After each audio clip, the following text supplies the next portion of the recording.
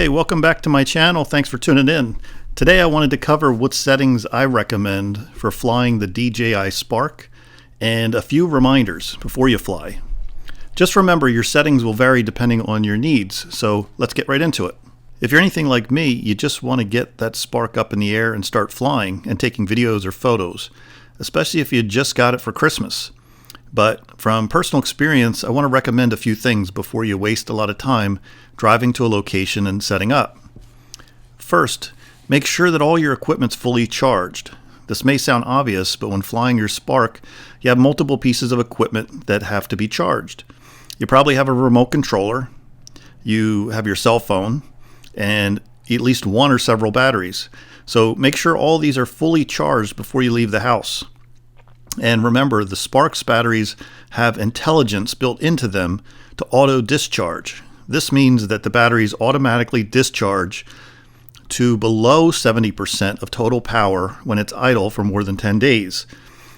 Just something to be aware of because that information is buried in the specs manual and is often forgotten. Additionally, most parts of the US are now getting cold weather, and this can impact the flight time that you'll get from your batteries. Again, just something to be aware of. Second, be absolutely sure your micro SD card is actually in your Spark. I've done this myself, so it's worth mentioning. I figure if I've done it, then I'm sure others have as well. So before you leave the house, make sure that your micro SD card is with you, preferably seated inside the Spark.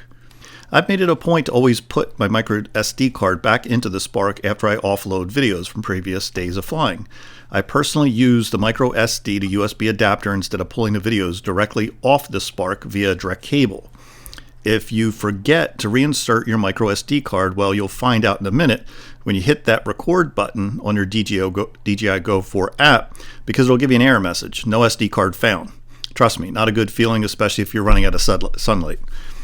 Lastly, what I like to do is hit the record button the minute my Spark is in the air so I capture everything. I can always edit the video later with my video editing software. I mention this because the first few times I flew, I was so overwhelmed with all the options on the screen in front of me that I forgot to hit record. Yes, that happens as well. On a related topic, make it a habit to stop recording when returning the Spark to its home point. If you turn off the Spark while recording video, you may get an error on the file later when you're trying to offload it. So again, something to be aware of. Sometimes if you reinsert the micro SD card back into the Spark later and fire it back up, you can eliminate the error, but it's better to avoid this mistake altogether. Again, something I've done, so just be aware of it. I'll put this at the top of my list for things forgotten by many users when first learning to fly. Okay, so now that that's out of the way, let me dive into the actual settings I recommend and I actually fly with. Just for background, I've had my drone since around August 2017. Here's my first flight.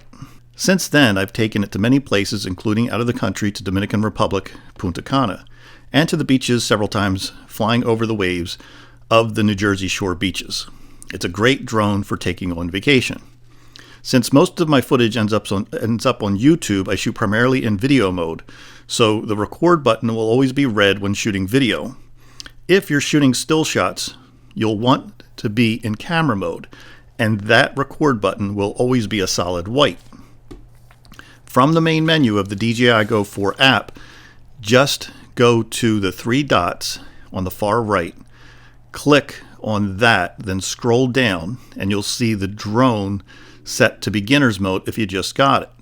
I strongly recommend staying in beginner flight mode for the first few times out. But after that, you can disable this feature. Beginner flight mode restricts how far the drone will go and prevent you from losing the drone or crashing it because you've lost control. Just remember, go slowly at first, even in beginner mode. Here you'll also find the RTH, return to home point. And those settings. Here, you set the altitude that the aircraft will go once the RTH is triggered. Your return to home point can either be your drone's location before taking off, or it can be where the remote controller is. Just make sure you set the return to home altitude so that it's higher than anything in the area you're flying. If you have a tree that's 45 meters or 150 feet tall, and you set your return to home at 30 meters or 100 feet, you're going to have a problem. Usually setting it to 30 meters is adequate unless you're flying in a city or there are any particular large structures around. You always want to land your drone yourself if you can, but return to home is good to have as a failsafe. It's worth noting that if your spark is further than 100 meters from its return to home point, then the aircraft will return to home at a speed of 10 meters per second, and it cannot avoid obstacles.